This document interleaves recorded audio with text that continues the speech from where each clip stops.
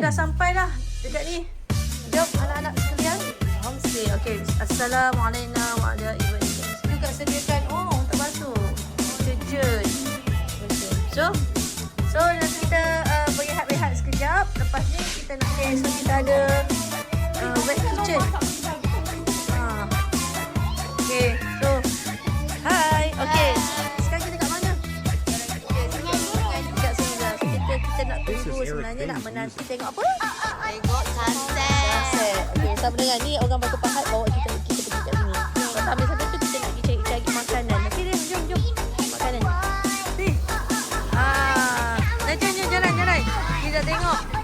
Kuat air. Angin tengah kuat Yang baik